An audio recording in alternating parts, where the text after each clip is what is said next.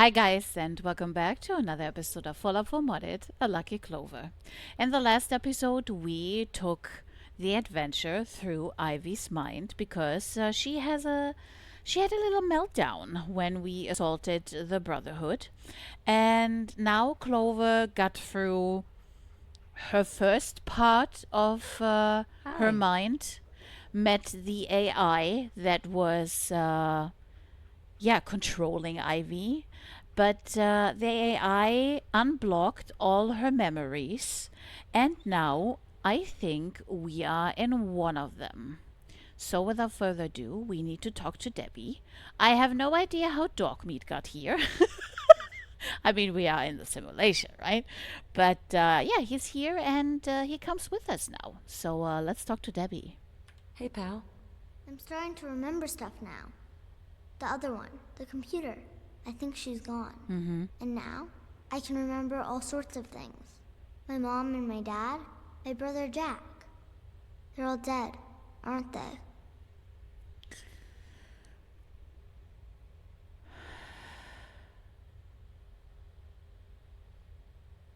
I'm sorry.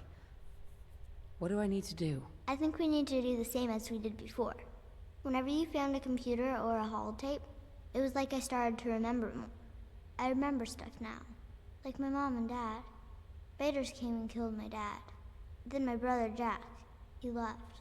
And they took my mom. Then they took me. And I can't remember anything beyond that.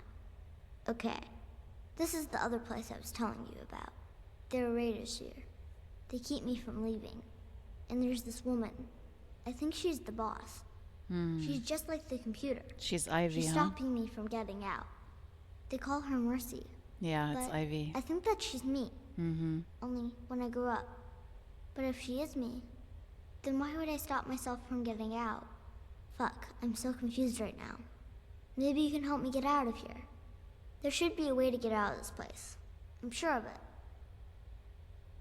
Find a way into the Raiders' stronghold. Okay, let's do this. Let's take the bottle cap mine.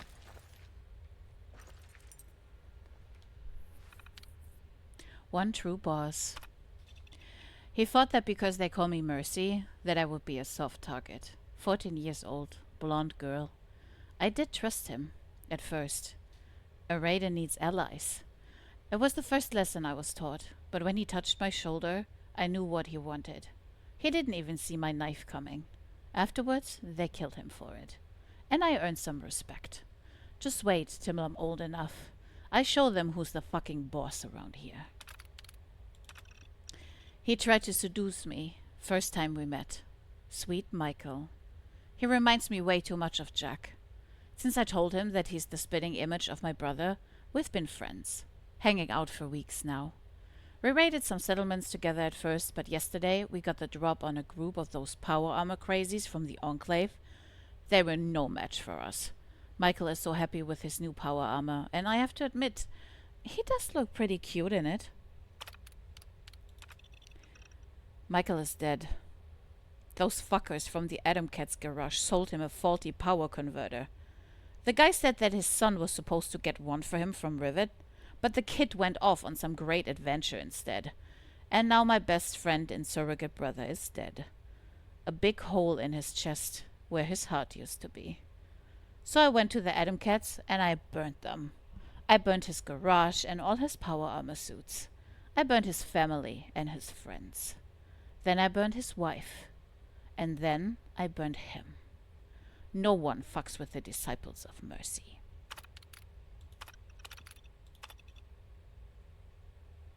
Up yours. Time's up, bitch! Want some more? I think we're done for now. Yeah. How about something a little more challenging next time? Take the good with the bad, I guess. Mine now. And I'll just take this.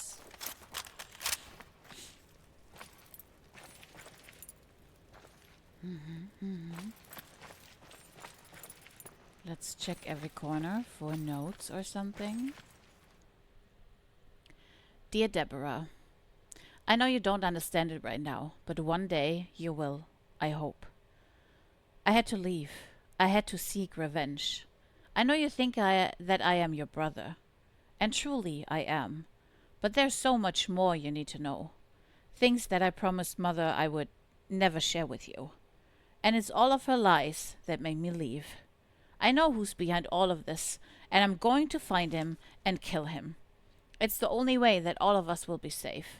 If I succeed, then you will never find this note, and we will never speak of it. If I don't, then you are reading this now, and I'm dead. Or as good as. Take care, sweet little sister. Jack.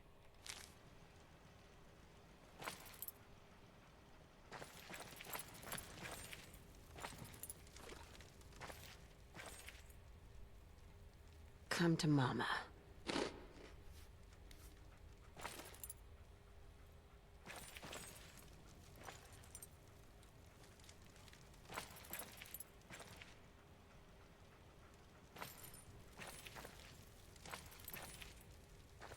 Yes.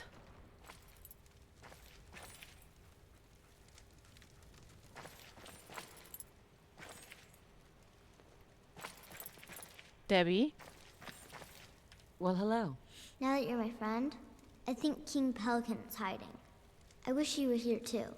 We would be totally unstoppable with him here.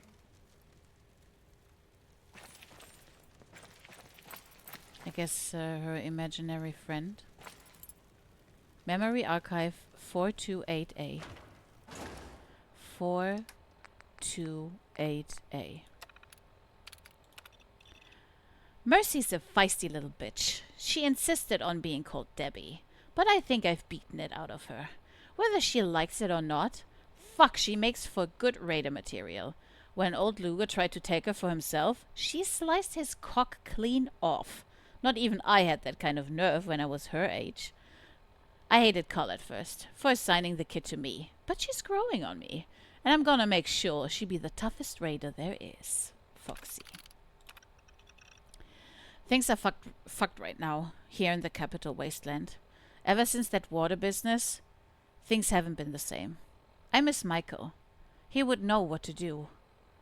Old Foxy told me there might be good raiding near old Massachusetts, the Commonwealth they call it there. It's all a fucking wasteland to me. They still call me Mercy, but I have no idea who I am at this point. Debbie, Deborah, Mercy, a fucking nightmare monster from hell. I've never killed children. At least I didn't do that. I killed my brother today. My real brother, Jack. I thought he was dead all this time, but he just ran away, leaving me and Mother to rot with the raiders. Turns out he ended up in Rivet City, then settled at some farm. The same fucking farm that I raided during my initiation as a raider. Can you believe that? Yeah, neither can I. I don't believe in coincidences. I think that Foxy knew. I think I have a lot of killing to do before this day is over. He walked in as if he owned the place. I guess that's why my guys let him in. I was so happy to see him. But then he looked at me, and I know that look. It's the look you get when you've made the decision to kill. And nothing will stop you. But I was so happy to see him. Then when he told me he was sorry, I saw the twitch. And then he tried to kill me. And I deserved it. I fucking deserved to die. I defended myself. He didn't have a chance. I took his gun and I understand my place now. I will kill them all for this. I'm coming for you, Foxy.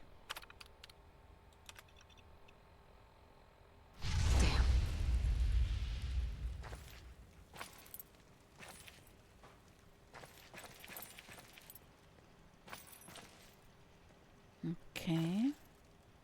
Where do we need to go now?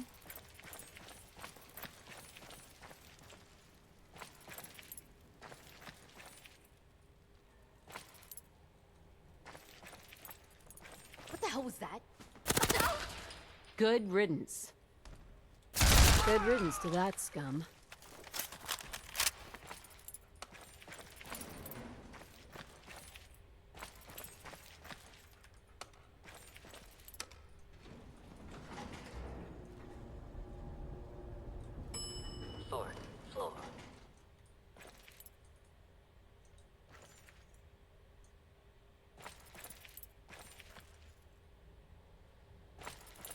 Let's see.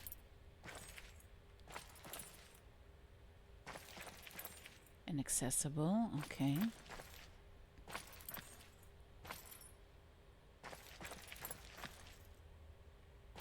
Mirelurk spawn. Oh. Right behind you. All the way. Dog meat. Hey, boy. Memory Archive 529A.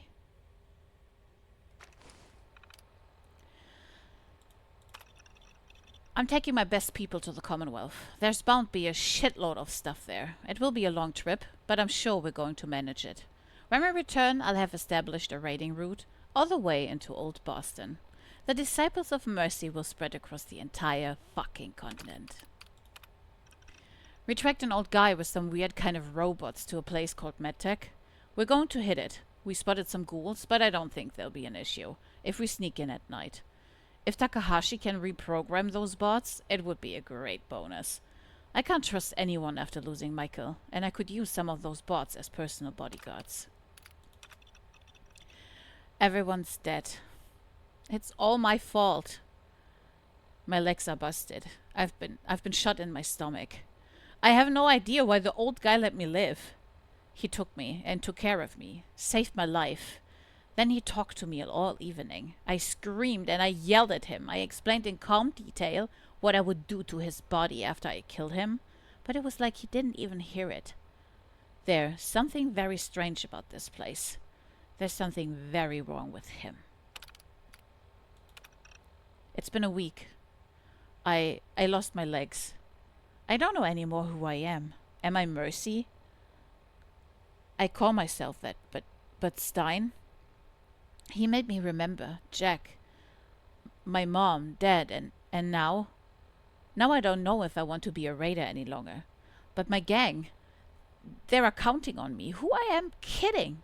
I'm fucking legless, a mutant. I can't help them now. Or ever again. A man came yesterday. Stein called him Kellogg, but he hid me from him. Said that Kellogg should never see me like this. Does he mean without legs? Or is it something else? Does Kellogg know me? Is he the bald man that saved us?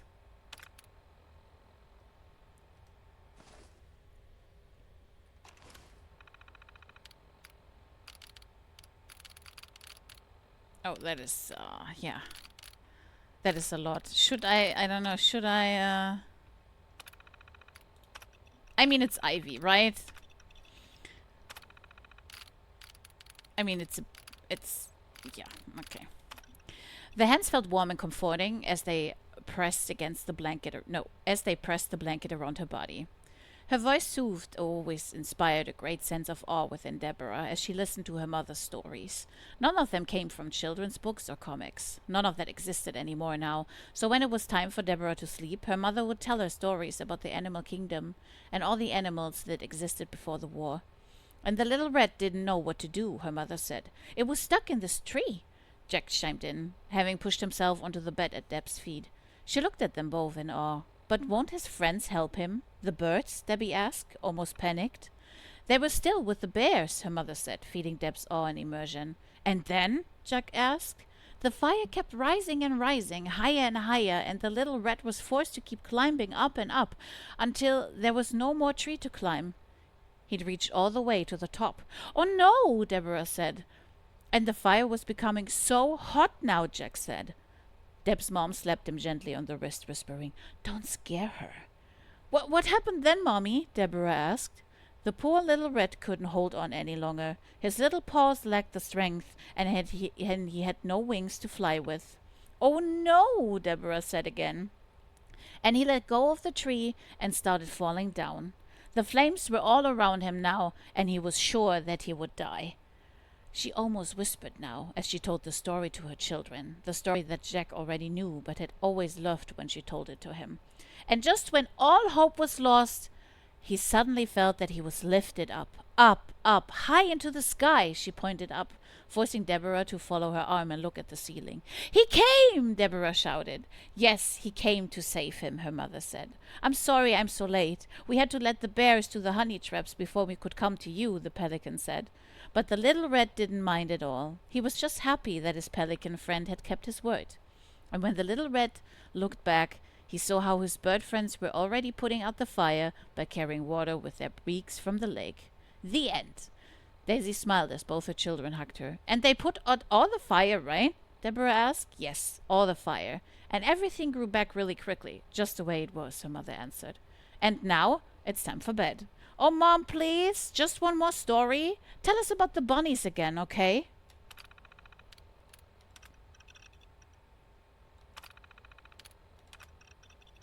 Many years earlier. Why do you have a German accent? Rosa looked at the young man. Rosa looked at the young man with a feeling that could best be described as a mix between disgust and fascination. The man, who was barely a year older than herself, looked almost 20 years older than her, and the word awkward would be a friendly way to describe him. His German parents had always kept him apart from the other people in the institute. That whole family had been invaders to begin with. Communists? Here? Why had they been tolerated? Rosa's mother had explained it to her one morning, years before. The value of the technologies introduced by the Stein family cannot be overstated. What did that even mean? Rosa asked, but her mother had refused to answer, telling her instead that it was not for her to know. The way that he had been looking at her the past few days during college, which is where the disgusting part of her mixed feelings came from, had warranted a definite response in the form of ridicule, and absolute rejection in the form of a dialogue that was to be established, which would consist of banter and then outright confrontation. Or so had been her plan. She had approached the somewhat greasy-looking young man that had been for years in her class, but she had never really noticed until now. Then she placed her remark. It described both his person and a rather precise definition of infinity, the contents of which I will leave up to you, the reader. Rosa felt that she had used the right tone and inflection to project scorn and dislike for his person. This greasy and perverted little man that looked like a fascist dictator from the old times. Is that an attempt at venomous humor designed to reject me sexually? Reuben asked it flat out, his oily hair combed to the side. Indeed it is, Rosa said. Then she observed that her voice had somehow become disarmed between the beginning and ending of that sentence. Then why are you smiling? Reuben asked. I'm not. Yet she was. I'm Reuben. He extended his hand to her. Reuben interrupted her. Rosa McDowell, year-old daughter of Ellie and Peter McDowell, specialized in robotics and neuroscience. How do you... I'm very observant. He let go of her hand and smiled at her. Rosa felt compelled to speak. You are Reuben Stein, son of Gunther and Clarissa Stein, born in post-war Germany inside a vault, then somehow ended up here at the Institute. How does that happen? She asked. My parents came up with it. Teleportation. It was the idea that led to the breakthrough. The price? A one-way trip using a long-range transport. It took nearly all of the Institute's power to make it happen, but look where we are right now, Reuben said. Neurosurgeon in training, robotics experts, 4 science degrees. You're a regular Einstein, pun intended, she said. So you do know about me, Reuben said. I looked you up because you were freaking me out with your stalking, she said. And now, am I still freaking you out? Reuben asked. Your accent is... and your hair, you need to do something with that. But I guess you're all right. I just need to know, are you guys communists or not? She smiled teasingly. As red can be, Reuben said, and Rosa didn't know if he was being serious or not. As King Pelican sat perched on the ledge of the tall office building, he remembered the first time he flew into a human city. He saw his intelligence, or rather the disease that gave him intelligence, more as a curse than anything else. In the end, it had caused the Great Pelican Wars, lasting for years and years. The shaky truce had been threatened more than once, and staying neutral in the human conflicts became more and more difficult each day. Only a year ago, a division between birds had seemed entirely impossible, but now there were thousands of his people he had lost contact with. He used to be able to hear all of their thoughts they shared at will. But now, somehow the human conflict had seeped into his people, like a virus. And those metal bird intruders looked more lifelike every day. He had instigated a code word for everyone to share before engaging. The great telepathic link was failing. Were the metal intruders responsible? Had the humans figured out the way to disrupt his method of control? Then why would they have come for his help now? King Pelican shook his feathers, feeling the old wound in his left wing, a reminder of what the humans did to him and his species. He looked back and saw his own army, then looked down as he saw the humans fight their enemies. I can't believe we are working together with the humans, fighting our own kind, the general said in his raspy low voice to the king. It is a dark day indeed, King Pelican replied as he saw the black cloud of birds approach. There are many, more than I had expected, the general said. No matter, old friend. We will kill them all, and I cannot bear traitors. King Pelican looked back and raised his wings. Show the traitors no mercy. Kill them all. The sky turned dark as the Pelican army blotted out the sun, and when the Pelican King rose up in flight, the humans below shouted and applauded him. Then his Pelican army attacked, and it rained blood. Bathed in blood, King Pelican looked out over the battlefield with his generals flying in low formation behind him. The battle has cost so much. It's time to retreat. We will build a city with high walls and a ceiling. There will we have families, cultures, arts, trade, and true civilization.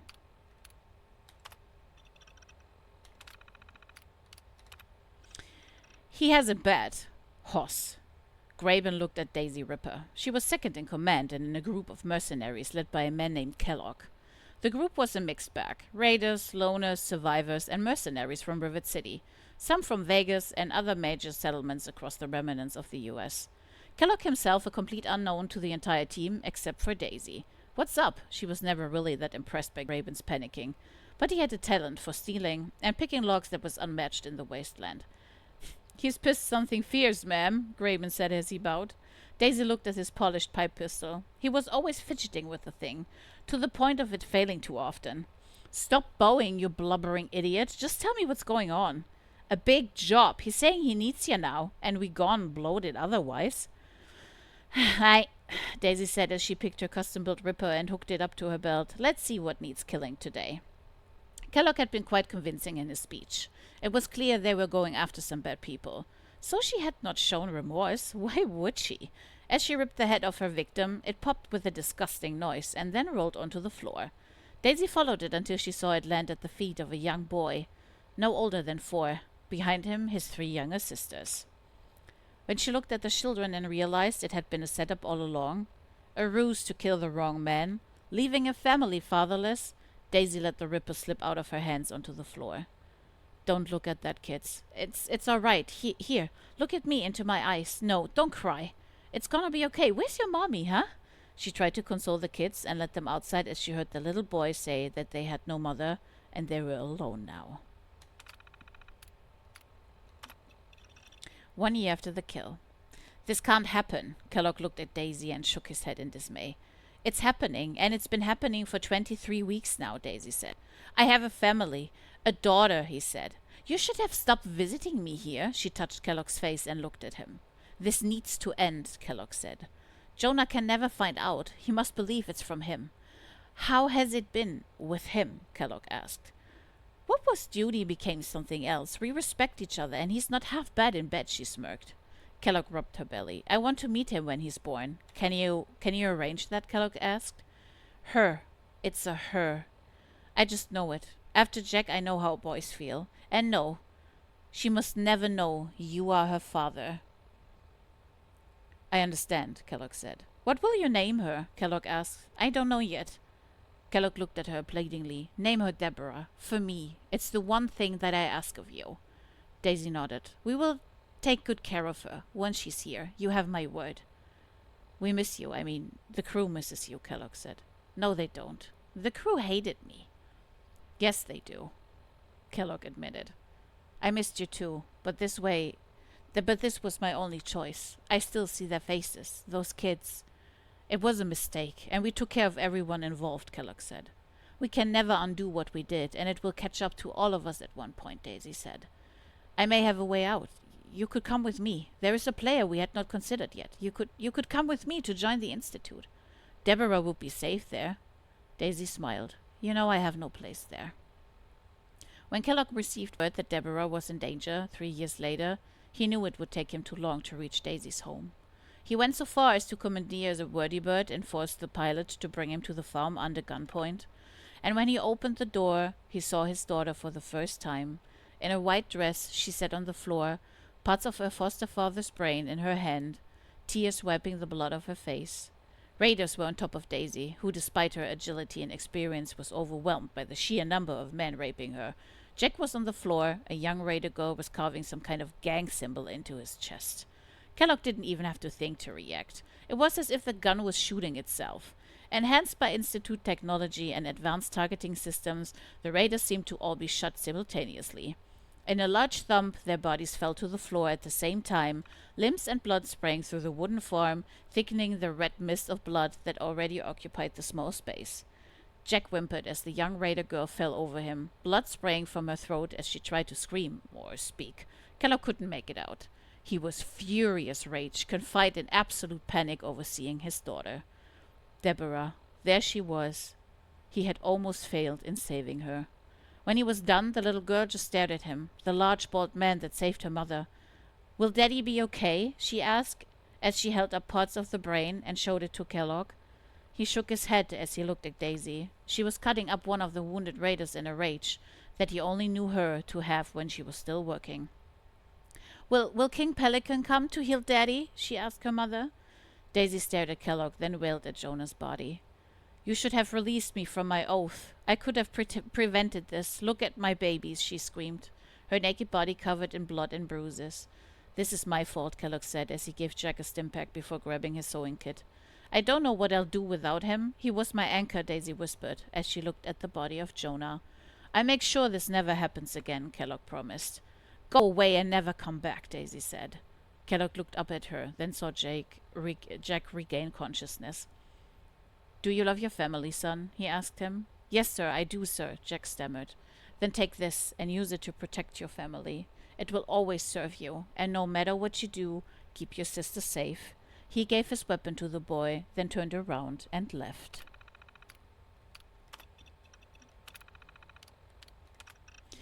They had worked together for months now. Their relationship had grown, and Reuben was convinced this was the time to take the step. As his mother kissed him, he combed his hair back one final time, then left for the robotics lab. The yearly party had been in planning for months and had been the talk of the day within the hallways of the Institute. Being the two foremost upcoming young scientists in the Institute, Reuben and Rosa were supposed to give a presentation on the latest robotic developments before the main dinner event would take place. As they had worked together on the presentation, Reuben had experienced life-changing insights into his emotional life. Almost mute to emotion for his whole life, Rosa had steered feelings he did not even know existed. While scared at first, even shortly afraid of having some kind of ailment, Reuben had quickly decided to approach it as he did any problem. Head on. And it is with great pride that we present the NX00 prototype proof of concept to you tonight, Rosa said as she bowed. An image appeared of what looked like a hologram, but it was actually a clever trick with lights and mirrors. The audience applauded wildly at the reveal of this alternative line of robotics research. When Reuben knelt suddenly on the main stage, with the entire Institute residency looking, Rosa first looked surprised, then felt annoyed. And just as half the audience made an "ooh" sound, she saw Reuben kneeling besides her, presenting her with a ring. "I would sooner lay with the corpse than be with you," it blurted out before she could censor herself. She realized at that point that she had categorized him finally. She felt truly sorry for him. A reject, an outcast that needs defending. All she liked in him was her own capacity to care for others, making it into some kind of prestige. She gasped in shock over her words. Reuben stood up, his body couldn't stop shaking. He felt the deep need to denigrate Rosa, but he just froze. Some of their class members made insulting remarks from the audience. Frankenstein doesn't have it." He ran off. Annoyed, irritated, and powerless, King Pelican perched on his throne. The throne had been handmade by his subjects, carved from the large tree in the center of what could be considered the Pelican capital. Powerless, his general hissed. The king looked at his general. They had been friends since they were beginning. If the king itself was the heart of the Pelican nation, then the general represented its talents. Our spies cannot penetrate the facility. We cannot even ascertain whether it's of any use at this point. The general looked around the area, always surveying, observing. We've sent some of our best. All disappeared without a trace, an advisor said. We should go in. Full force, said the general. No, far too risky. We might risk the prisoners. Another advisor said. I don't see the word. Another advisor said. King Pelican listened to the arguments as they came up. It was always the same decision, action or inaction. He remembered his initial visions, glimpses of the future. He had seen a great Pelican nation under his wing, all birds protected and working in unison towards a better future under his guidance and leadership. The visions had revealed none of this drudgery and drama. He was angry at himself. Why had he agreed to this in the first place? His initial plans had been so straightforward, so simple. But then the Pelican nation had grown beyond even him. The Institute of Bureaucracy, his army, it had all become muddied in useless details. He remembered seeing all the details of it. He remembered seeing this very moment. It had been the logical extension of everything that had preceded him. The king looked knowingly at his general. He favored action. Everything within him screamed to accept the general's advice. Go in full force! His trusted friend had never failed him before, but this time doubts assailed him. The discussions kept going on as he looked out over the city. He saw the town hall in the distance, the tree of education, the Pelican Institute of Technology, the weapon and armor yards beyond that. He had created a war economy, a deadly machine to protect its otherwise soft inner core. He thought about the birthing process, how fragile the eggshells of his children, how cruel the evolutionary process had been to birds. And with all this technology and with all this added intelligence, they still lost too many children. The soft eggshells reminded him of what he needed to protect and just how fragile it was. One wrong move and the humans or any other predator could take everything away. Already humans were catching his kin to train or brainwash them. How many? He closed his eyes and tried to feel in his telepathic network of birds, but it was jumbled, foggy by the human interferences. Silence! His voice boomed out over the discussion of his advisors and generals. Quietly, they looked at him as he extended his wings and flapped. Then he settled down, looking at each his advisors individually. Before we took the forests back, humans would often cut the trees up in the mountains to use their wood. The king pointed his wing upwards towards the mountains. They would send the logs back down the river, where gravity and the water would take them to the factory, so workers could cut the logs into little pieces. His general nodded. Barbarians. The king continued. The humans would cut so much trees that every now and then the river would become blocked by them.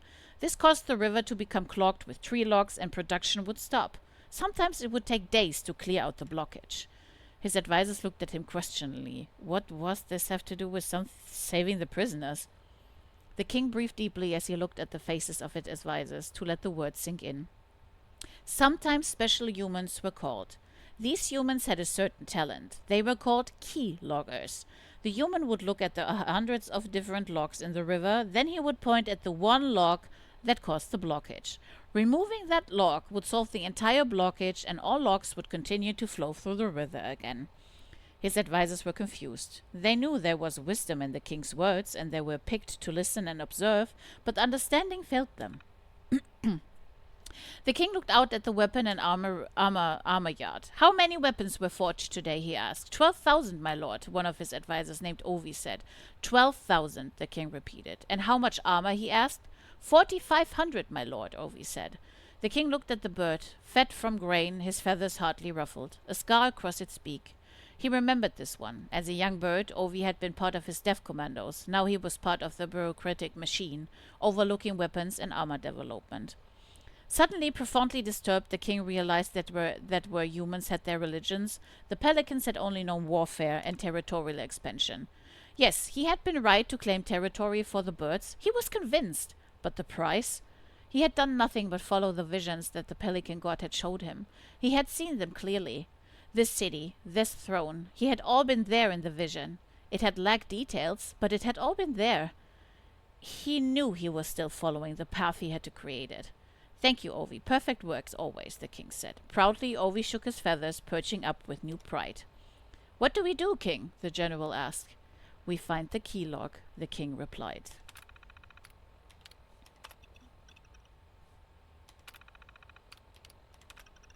Many years later. The Commonwealth had been a disaster. She had become arrogant and took only 2 of her best with her. It should have been a reconnaissance-only mission, but the note they had found, pointing to a major stash of chems, inside kind of medical facility or secret lab, had seemed too good to be true, which in hindsight it had been. As Mercy looked around, all she could see was dust, or was it static? She tried to move, but it was stuck, held in position by a beam of wood too heavy to lift. Boss, will we make it? Redshift asked. Yeah, don't worry. Her words were cut off as the white skeletal robot pulled the trigger on some kind of electrical gun. She saw him turn into a blue puddle of plasma. No! Mercy screamed. Her entire team was dead. The skeletal robot stepped away and turned to Mercy. Your brain meat will serve us now. Its voice was mechanical, monotonous, filling her with infinite terror as she heard it. The mechanic monster pushed the weapon against her face. She felt the burning nozzle against her cheek. A strong smell of ozone permeated from the weapon. Stop! A voice shouted from the back of the room. I need her alive. Years earlier. As Reuben looked around, he saw the blue energy ribbons that had been so familiar to him since being a child. Now that his parents had died due to inexplicable circumstances, there was nothing left for him here. He had spent months in his laboratory, planning his next move. Get the prototype, make his own way into the wasteland. He was already far beyond his peers in the Institute, and likely even beyond the best that the Institute had to offer, but everyone kept rejecting him. So he acted accordingly, going his own way, making his own experiments. Thinking back, as he saw the room distort, he realized that perhaps trying to make a sex bot in Rosa's likeness inside the Institute might not have been the best strategy. When he appeared outside the medtech facility, he finally trusted in the fact that the deal he had made with the teleport operator had been honored. He half expected to be sent straight into the glowing sea and had packed 30 red away for good measure. But the deals made were kept. Relieved, Reuben activated his stealth device, then sneaked into the facility that his parents had prepared in case of emergencies. It wasn't long later before he had established not only communications, but also a supply line with some of the Institute scientists willing to keep a blind eye to his activities, and work on the NX/1C range of robots could begin. With this unexpected secret Institute backing, he was going to revolutionize bioscience and robotics in ways unprecedented before in history. He was sure. At least someone recognized his talents inside the Institute. Who was his secret sponsor? He wondered. It doesn't matter. It's tradition, the matron spread her wings out to assert her dominance over the group of female pelicans. As main female maid to the king, there should be no need to do so, but things had changed so much in the past year. There had been talk of breaking with tradition and following the human mating rituals, 1 female for every male pelican. The entire idea sickened her. Every bird should know that only the strong survive. It was basic nature. Weak males were never allowed to mate before, so why now? Rowena looked at Garroth. She was the second wife to the king. There were 2 of at least 20, and the king had procreated with all, ensuring that future leaders of his blood would rise. What if the humans penetrate the nurseries? Our children is all that we have. They used to eat us. Garroth held her beak to the side. Her feathers lifted slightly. It was an intricate and deft movement, signaling both her obedience to the hierarchy, but that there would be a price for that obedience. Some others in the group mirrored her emotions. The tactical risk of the old ways was undeniable, as was Garroth's political skill. In any other circumstances, Rowena would have been impressed by the act. We shall not change our traditions to match those filthy humans, Rowena hissed, and stepped forward into the circle. Our king's word has always been law. Close your eyes and search your mind. You will hear his voice echoing my words. The telepathic link is growing weaker every day, one of the other wives said. There are times where I can't even hear him anymore, another said. The humans have set up some kind of machine to block his voice. You all know that, Rowena said. So is it just your word then, Gartheth asked. Don't be stupid, Rowena hissed, once again raising her feathers. This caused Gartheth to back down. She lowered her head, offering obedience. I am sorry, I get afraid for the children, Gartheth said as she stepped back. We must trust our traditions. Who are we to argue with nature? Rowena stepped back as she looked around the group of Pelican women. We are but eggshell beneath the foot of a predator, Gartheth said. It was the war cry of many of the king's death commandos and underlined the existential burden that all intelligent birds lived with. Full intelligence inside the frail and useless body of a bird. It had been the first and most ultimate crime that humanity has bestowed upon them. Will you speak with the king about extra security measures? It was the king's third wife that spoke now. I will take Gartheth with me, and we will speak to him together, Rowena said, granting Gartheth once again the place of second in the group, establishing the hierarchy. We will reconvene tomorrow, Rowena turned and spread her wings, then flew off. The general and the king looked at the harem from afar. Doesn't it make you nervous when they speak like that? The general asked the king. King Pelican shook his head. Why would it? I make no pretenses. I'm not a young pelican anymore, and it's just a duty for me. My wives, they don't make it easy for me, the general said. We will have to give those old roads and traditions soon. You understand that, don't you? The king asked. The general nodded his head. I hope I won't be there to see it. I think I'm tired of changing. I think I need stability. The king interrupted him and saw Rowena fly off as his harem disbanded. Yes, the general sighed. Do you remember it? I mean, the time before we could speak, the king asked. The general nodded. Me too, the king said. Time, the general said. And the king laughed out loud, a grating and a rasping sound coming from a pelican. You see, that's why you are the general. You go right to the heart of all matters. You are the keylogger. You understand what I mean by that, don't you? The king asked. Yes, the general said. You've identified the keylog that blocked our species. Time. The king seemed amused suddenly. I just meant that, the general said. I know what you meant. But you accidentally mentioned the one key factor that defines what's different about us before and after we learned speech, the king said. The general seemed confused. I meant that it's time to go. The king nodded. I heard you the first time, general, he said. Apologies, the general bowed. I will speak to Rowena. We must listen to the new generations. Their ideas are what will propel us into the future. We are relics now, General. Do you understand? I'm sorry, sir, the general said. Don't be. You have served with distinguishment and valor, the king said. You are too kind, my king, the general said. It's a strange difference, isn't it? The time before we could speak and the time after, the king asked. The general tried to understand what the king was trying to tell him. He heard wisdom in his words, but was once again failing to grasp the underlying meaning. It frustrated him. Why did the king always talk in riddles? Time before it was one moment, but now it's like there are many moments, the general said. Yes, exactly that. It's time. Time is the key difference, the king said. I don't understand, my king, the general said. With the concept of time comes the concept of future, and with the concept of the future comes the concept of our finite lives. This has acted like a lens, focusing our intelligence. Already you see the differences. Our children are getting bigger heads, our brains are growing, and some human scientists think that our younglings have brain matter reaching far down into the spine. We will change, and we will continue to change as our intelligence grows.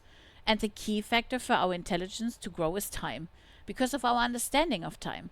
The future, the past, the present. We can chart our future paths and align our imagination with our reality. The general looked at the king. I'm sorry, my king. He felt lost, as if he had completely missed an important point. Do you fly into the fire? The king asked. No, the general nodded.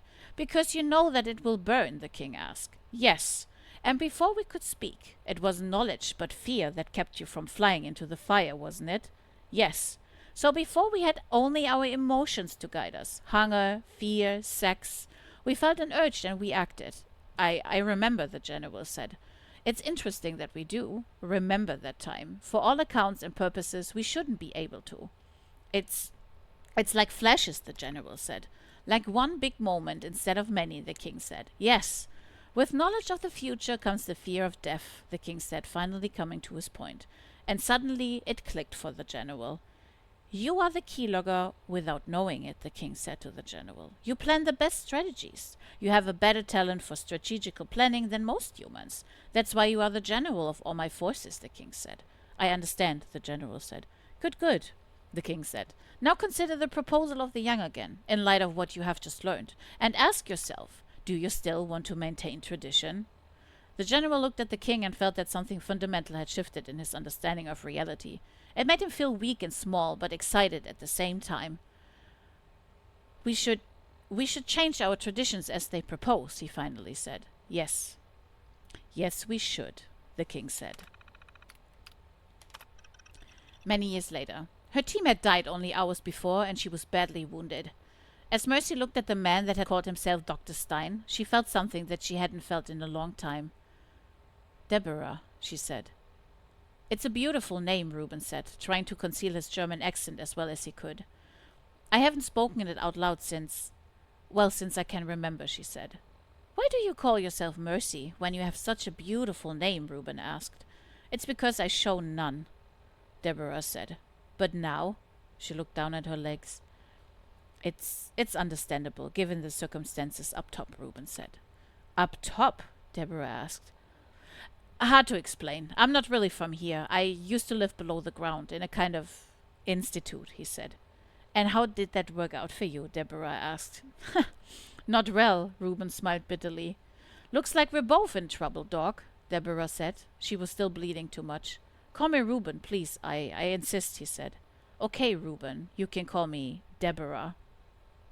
How old are you? She asked him. I am 44 years old, Reuben said. Why did you set that trap? I know it was a trap to catch. Raiders? She looked at him sternly.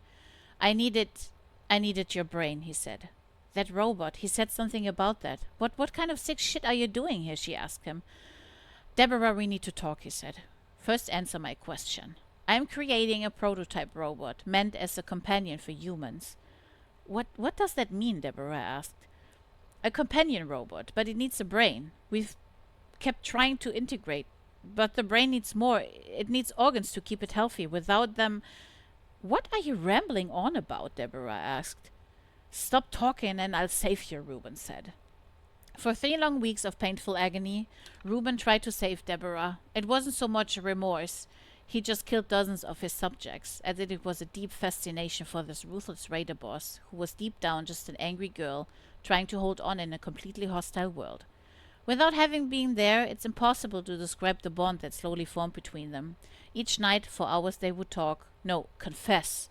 And the more they talked, the more Reuben started to feel again. Deborah laughed at his Rosa proposal, then explained to him why it was doomed to fail to begin with.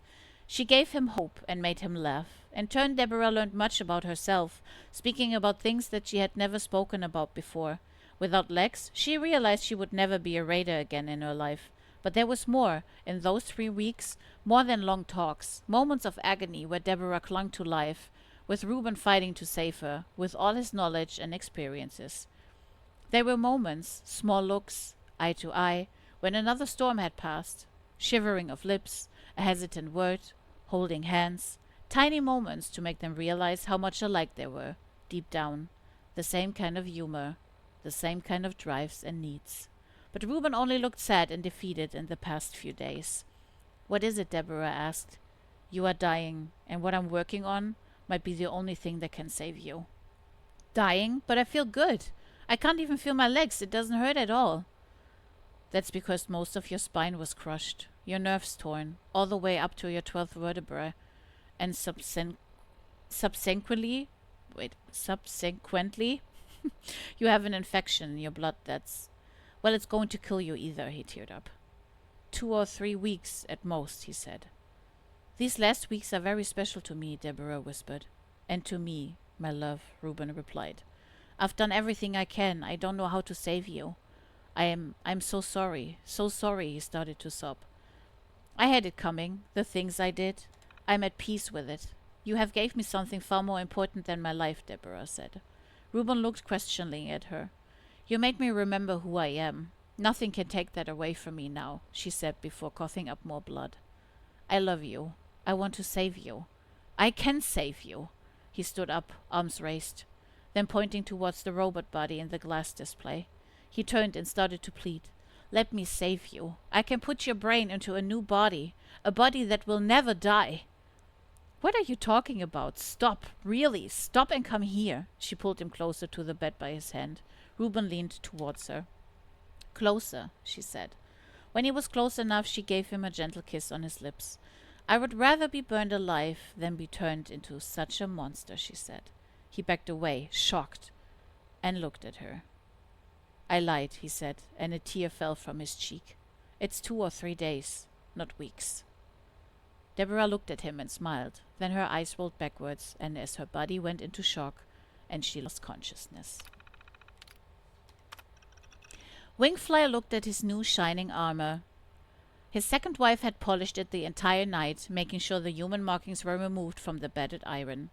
It would keep him safe in the battle against the filthy humans.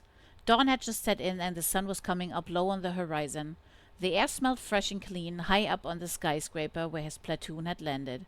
The shield around his chest felt tight and restrictive, but he remembered the crash from last year and was happy to have it on today. What do you think they're talking about? Snark looked at Wingfly. Wingfly looked at the young Pelican beside him, ruffled feathers and light armor, then purposefully didn't respond. They say that he used to hear all of our thoughts. Is that true? Snark looked nervous. Wingfly nodded and opened his beak wide, then closed it again, checking if he could move freely. Yes, he finally said, as he remembered the first days, the days when the king still spoke to them in their thoughts. Snark looked questioningly at the older bird. Do not concern yourself with anything other than those humans below today, young Pelican, Wingfly said. Snark nodded and looked at Wingfly. How many battles have you fought? Snark asked. Wingfly saw the nerves, recognized the fear. Down below! Dive now! Wingfly was suddenly back in his first battle. Above him flew the general, pointing to the meta-flying beast the humans had sent to destroy their home. Dive! The general pulled Wingfly down with him towards the plane. Follow me through the broken glass. Ignore your falling friends. They gave their lives so we could get through. They were approaching too fast, and the closer it came, the more amazed Wingfly was at its size. It was huge, and there were filthy humans behind the glass. He could see pelicans inside the cockpit, blood staining the glass as the humans slayed them. Kill them all! The general dove, and flew straight through a broken portal at the side of the plane. Wingfly followed and thought he would crash into the side of the plane, but found himself suddenly in silent chaos. A big man in some kind of metal armor stood at the center of a loading bay, killing his fellow pelicans with some kind of flaming iron sword. There were dead pelicans everywhere, and none of the humans had fallen. The general flew towards the man, but was smacked hard into the side of the plane as the human caught him with a full swoop. Unconscious, he fell to the floor, beak open and tongue out. Wingfly felt rage and wanted to attack, but suddenly heard his king deep inside of him. The eyes!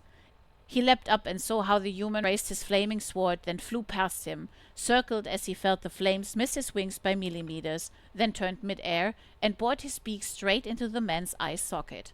With a wail, the mane fell down to the floor. When it was done, Wingfly jumped to the general, poked him with his bloodied beak. General! General! He saw that he was still breathing. The general looked up, his right wing broken and mangled, when Wingfly picked him up gently. Don't worry, General. I've got you, he said. So what do you think? Snark said, pulling Wingfly from his memories. Be quiet and do as I do, Wingfly said. Wingfly looked up and the Pelican King leaped down in attack. It's almost time, Wingfly said. I'm ready, the young Pelican said. No, you're not. But you'll do fine. What seemed only moments later, but was in fact an hour of intense fighting, Wingfly coughed as the stabbing pain in his chest pulled him into reality. He tried to look down at his chest, but the angle was too steep and he couldn't turn his head to properly see. But when he looked up, he saw Snark standing over him. Don't worry. I've got you. When she woke up, she saw her old body lying on the operating table. The pain she experienced was more excruciating than anything she had ever felt before in her life. It was electrical, sharp, burning, inconceivable. She wanted to scream, but she couldn't move. Interface establishing. Looking good, a voice came from behind her. A strange man touched her neck. She could feel it, but the warmth of his hand felt different somehow. The pain was still there, but somehow she was able to put it away, not notice it. A voice, loud, inside her head. Warning, establishing interface. Artificial subsystems initiating. Please hold. Then the world went dark, and Deborah felt that she was dying. But she wasn't dying. Then Deborah woke up. She found herself in a dark room with doors that were inexplicably closed and unbreakable. A voice spoke to her. I am King Pelican. Who are you? And what are you doing here? What is this place? Where am I? She asked. But when she looked down and saw that she was standing, and that all her wounds gone, and she was fully healed, she realized that this couldn't be real. What's happening? She pleaded. Don't worry, Deborah. You are with me now. Don't you remember me? The pelican dropped in from a beam on the ceiling onto the table. You're with us now. Yes, join us. A little girl stepped from behind the broken-down store counter. She looked so familiar. Deborah was sure she had seen her before. It's me, silly. It's Debbie. Come, let's play, the little girl said.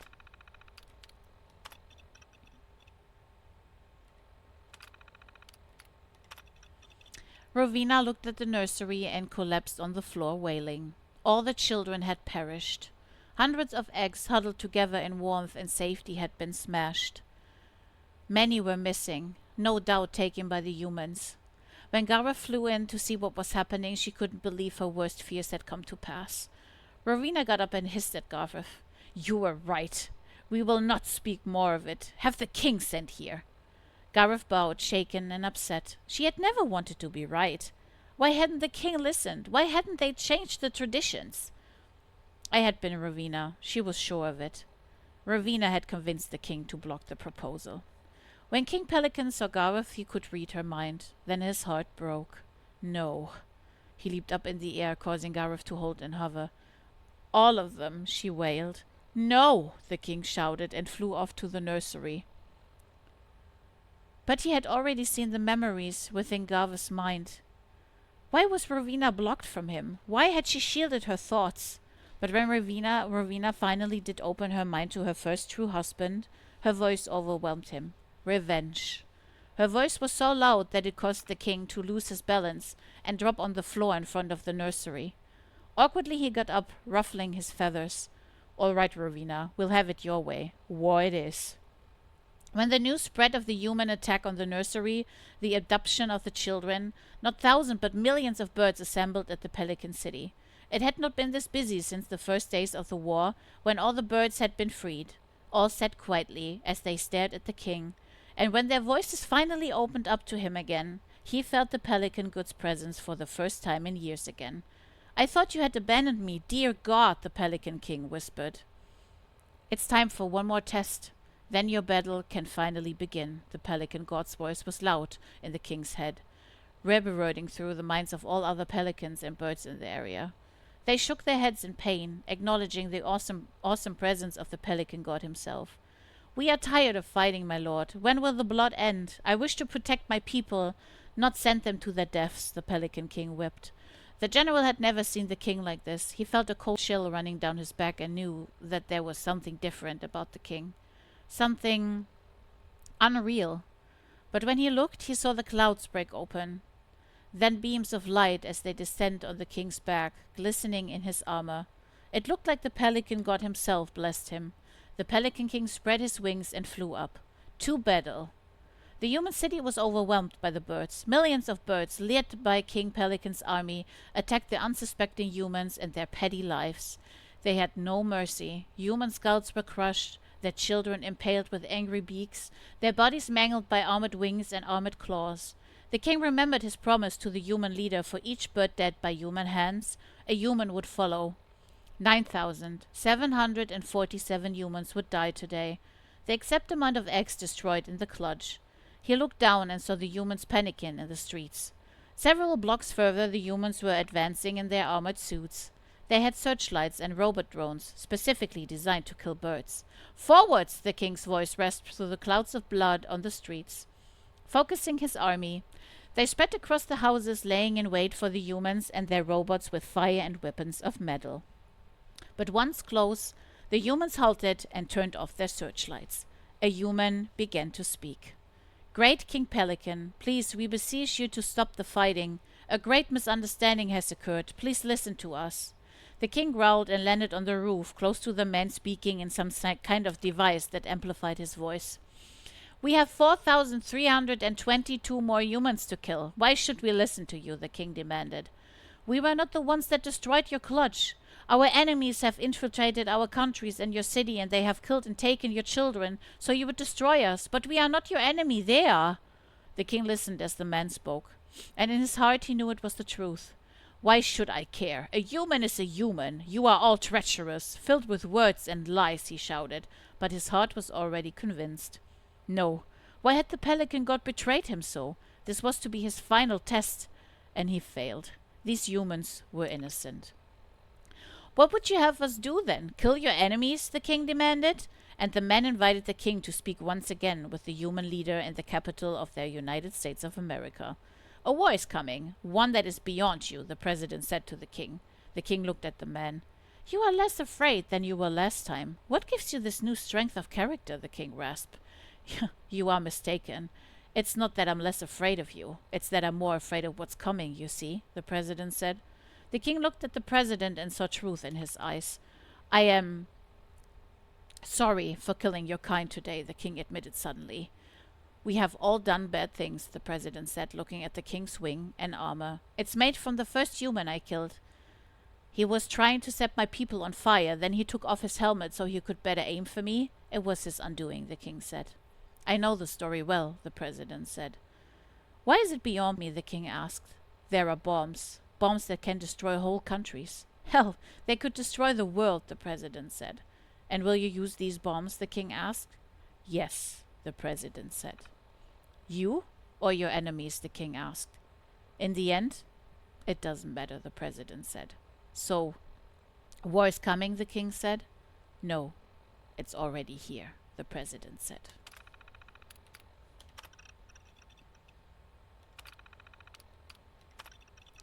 When Ivy woke up, she felt strange. Hello, master. I feel strange today, as if I'm missing parts of my memory. Did you perform my diagnostics today? Deborah, are you there? Reuben asked. Who is Deborah? Is she a friend? Ivy asked.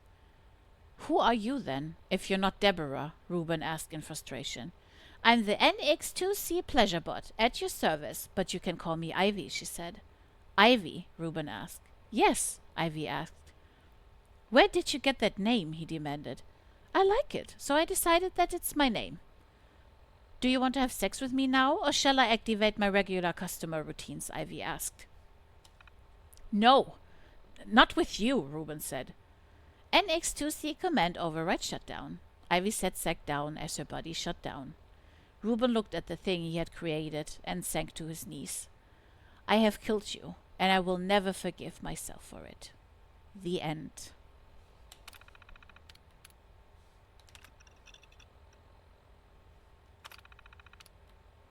Yeah, wow. That was fucking long. But I think it was good, you know, to get Ivy's story and know what was all behind what was happening, you know, to her, to Stein, and yeah, to her family, right? To know that there are people that yeah, played a role in this, you know. Busted. Broken.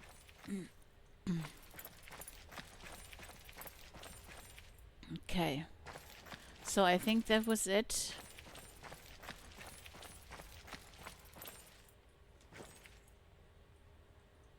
This is where we came from, right? Okay.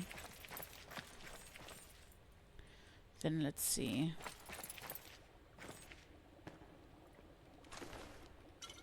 Hell yeah. I guess this will be an extra long episode. I try to remember to set a capital a mark in the video to so you can skip the oh hey Debbie. Hey, sweetie. I think that there's invisible things all around us. Don't you? They touch you. Then when you get an itch and you scratch, I'm convinced that's where the itches come from. That I will, remember this. That one-armed bastard showed up today in our camp. Foxy spoke with him. She knew him. As soon as she saw me looking, she realized that I know now. It was him all along. I know everything. And for what? All to recruit me? A little girl to brainwash? What's the fucking point? So Michael and I spoke about it, and we decided to take matters into our own hands. When we were done, we won't just be called the disciples. We'll be the disciples of mercy. It was strange. I saw her as my surrogate mother for years, and when I sliced her throat open, she didn't even complain. She just said she was proud of me, and how I grew up to be the raider she knew to me to be all along. After killing a few others and then Randy himself, nobody protested when I said I was boss. Randy had been the boss for years, but he was weak compared to me. I'm young. I'm innovative. I'm fucking smarter than all of them put together. Some of his supporters tried to run, but Michael and I killed them all single-handedly. Nobody will doubt me now. We've added of mercy to all the painted text around the camp. They came today to our camp. 10 raider bosses. Thought they could fuck with me. And what's with that stupid dress? I can still hear his throaty voice. Motherfucker. I killed them all, of course. My plan worked perfectly. My gang killed the rest. My gang.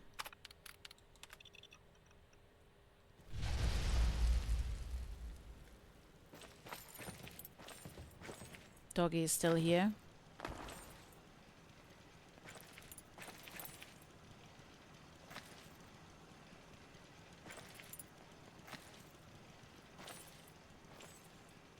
Oh, and Stars and Stripes bandana. Nice. For Doggy. Nice.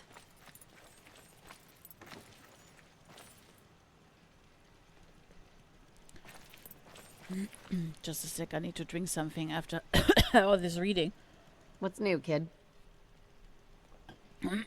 Na.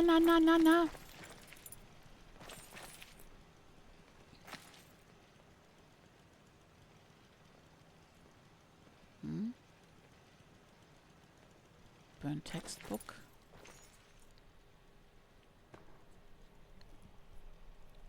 Is that that is the Boston Bugle, right?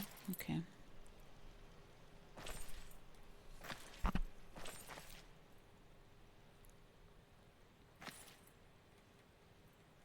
Hey, boy. Doggy is with me in Ivy's mind. That's funny.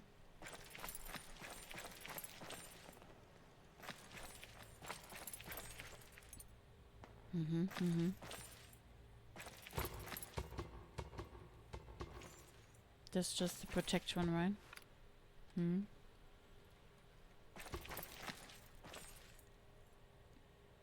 Bingo.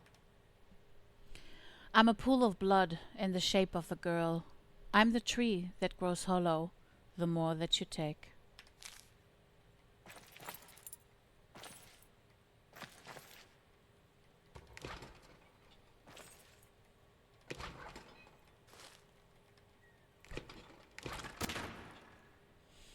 The blackouts are happening more and more often. Whole days, sometimes weeks are missing.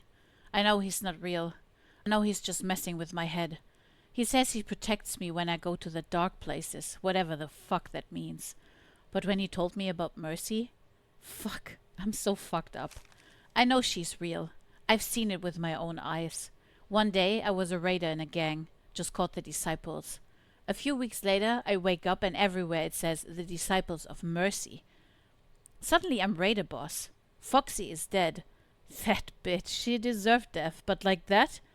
Did I do that? Drip, drip. The blood splatters down. The sound is so soothing. I never should have went along with that name when Foxy gave it to me. What was I thinking? Call myself Mercy and all the fucked up things aren't real? He's standing there, right in front of me as I'm writing this, breathing through that half-baked beak of his. Why is his wing always bleeding? Why doesn't the hole close up? He reminds me of that bunny. I was such a fucked up little girl. Now he's talking to me. His voice is so soothing. He's telling me that it's not my fault. He's saying that it was mercy. I'm sure now. He's real. I can even smell him. And the blood is splattering and dripping on the floor. Drip, drip. It's all real. I'm going to talk to him now. Perhaps he has the answers. My Pelican friend. Yeah. Okay, so we need to go up, right?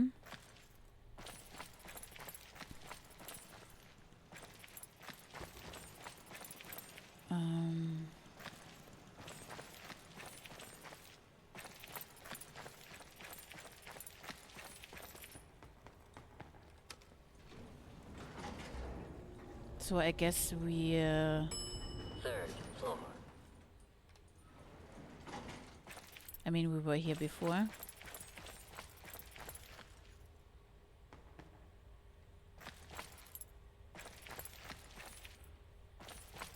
Okay.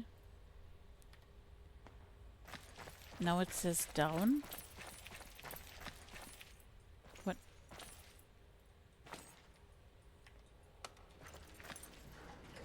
Okay. Follow follow the map marker. Second floor. Mm-hmm. Fourth floor. Useless. It's stuck.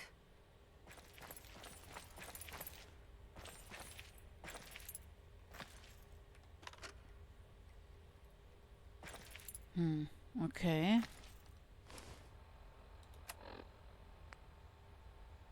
Find a way up.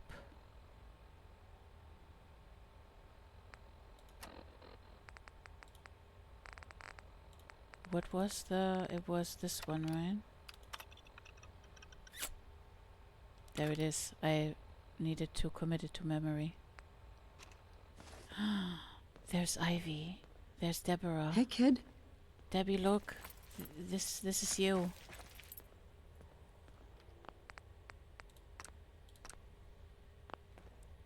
Hey there. So, you've made it all the way into the squishy heart of Ivy's soul. Oh, man. Or at least, a small part of it. I must admit, I'm impressed that you made it this far. Not even Dr. Stein dared to dig this deep into Ivy's mind. But perhaps I should introduce myself first. I'm Mercy. Or you might know me better as Deborah. I'm what's left of the human that's inside of Ivy. This disgusting pleasure unit, designed to satisfy old men and perverts. Well, at least, that's what it was initially. Your coming has changed all that. Wait, you're me, aren't you? Ah, little one. Well, I am and I am not. You're a mental projection. The part of Ivy that's scared and innocent. You're neuroticism personified. You're afraid of everything and will attack anything that threatens you. You will lie and exaggerate. No, I won't. Yes, you will. You're Ivy's insecurity. Her fear. Everything that makes her both weak and innocent. All wrapped into a complex ball of feelings. No, I'm not. Am I? As I told you, she's Ivy's neuroticism and innocence, all wrapped together. Then there's the bird. That's a whole different story. Did you see it yet? Don't worry. You will before all of this is over. He's the one you need to be careful of. You don't belong here, and he protects all of us here. That's a lie. If you didn't belong here, King Pelican would have killed you by now. Ha! Perhaps you're right at that, little girl. It's strange we haven't seen him yet. As I said before, no one has ventured this deep into Ivy's mind. Not even Stein. She's lying about me. Look at her. She's a raider. She just wants to get me and sell me. Or worse, she wants to make me into a raider like her. Why are you talking to her? You promised you would keep me safe. Why aren't you being honest with us? Of all of Ivy's mental projections, you're the only one that can go anywhere she wants. Stop deflecting and face the truth. You said that you would keep me safe, and that you would get me out of here. So what's it gonna be? Do you see how she operates? Fear. She makes everything binary. Just like that fucking AI you talked to earlier. Binary, binary, binary, binary. You need to listen to me. If you want to get out of here and keep Ivy sane through all of this. I hated becoming this pleasure robot. I was one of the fiercest raiders in the Capital Wasteland. Even super mutants in the Enclave feared me and my gang. Then, I grew overconfident, and I attacked Dr. Stein and his robots. But he killed me. Me! The fiercest fucking raider in the Wasteland. And he put my remains in this synthetic body. Not to make me a slave, but to save me. And to this day, I don't know why he did that. And now, I'm this. Something else. You're a liar. I'll tell King Pelican that you lied. But don't you remember what happened? The bunny and the Wailing Widow? I remember now. It's you. It's been you all along. From the moment we met you. It's been you. You, all along. From the moment we met you. Ever since meeting you, things have been changing inside of me. You're the reason I became aware of all this. All these different personalities inside of me, together it makes one person, doesn't it? Yep. I'm little Debbie, the part of Ivy that is innocent and scared. And you were Deborah when she was a raider.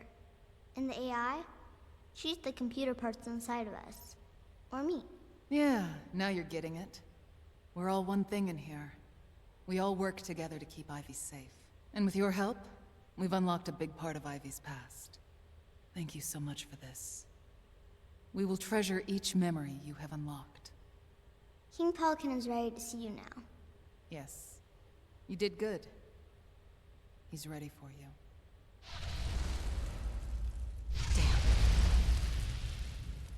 Speak with the Pelican King. Where do I need to go? Downstairs?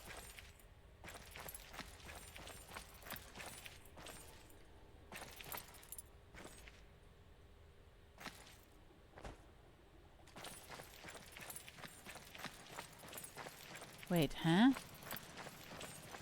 Where do I need to... Hey, doggy. Oh, wait, I need to go...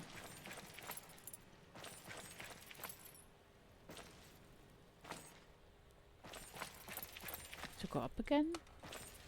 It's a bit, Ground floor. bit Ground confusing. floor. Third floor. How do I get there? I don't understand.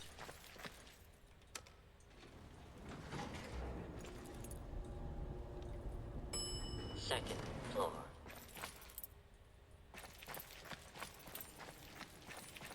Ah.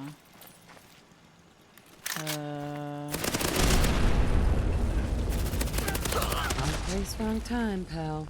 Sweet.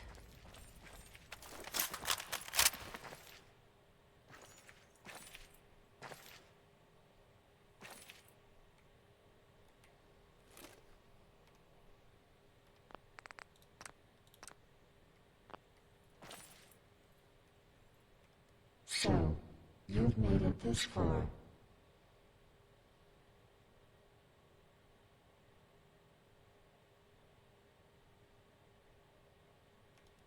I am the great Pelican King. A long time ago, I defeated whole armies and monsters of your kind. I am the part that represents Deborah's defense mechanism. I keep her innocence, her true self, safe from the horror of her existence. Can you claim to do the same? Or are you just words, words, words, human rise of a treacherous being.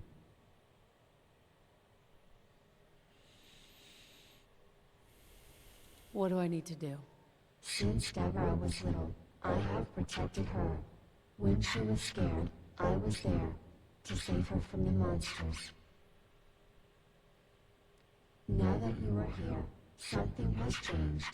My life is fading and I am dying. There can be only one reason for this. Deborah no longer needs me to protect her from the monsters. Together, we love the dark places, the places beneath our skin. But with your coming, all of that has changed. The dark places no longer hold our fascination. Free us, and let us die, so new life can emerge. One free of the dark places that we so cherished in the past. Promise to keep her safe as you journey together with her, and I will let you leave. Count on me. Then, finally, my time has come to retreat. Thank you, treacherous human, for proving to me that good still exists. Up yours. Talk to Ivy. Hey. Mistress, Hey there. was that weird? That was weird, right? I'm so sorry. As soon as you started that program, something went wrong. You just collapsed on the floor. But somehow, my programming took over. I teleported us both here. Then put your head into my lap with my hands around it. So it wasn't your Pip-Boy at all that did this. It just knocked you out, I guess. It was something in my hands and body that made it happen. What was even weirder, that it was as if I was with you. As if it was my dream or something. And everything that you did in there, I sort of felt. As if it was me that was doing it. But the weirdest thing was that when you picked up stuff inside of my head, my teleporter would pick out stuff here from the real world, and it just teleported stuff into your pockets.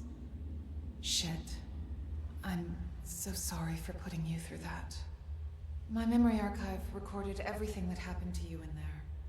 I had no idea things were getting this messed up. No, I had no idea, period. I don't really understand anything that happened to you inside of, me. I just know that suddenly I have a lot of memories from when I was young, and when I was still a writer. And instead of being afraid, I really feel at peace, now that I finally know about these things that happened to me. And for the first time, I really believe that you will keep me safe, and that you do take care of me. But most importantly, that I'm not alone anymore. Because there's finally someone that understands me completely. Fuck, I need a lot of time to process all of this. Shit, it might take me years to wade through it all. We have a lot of hugging to do. Come on, let's grab a few hours of sleep together. Completed. Into the deep.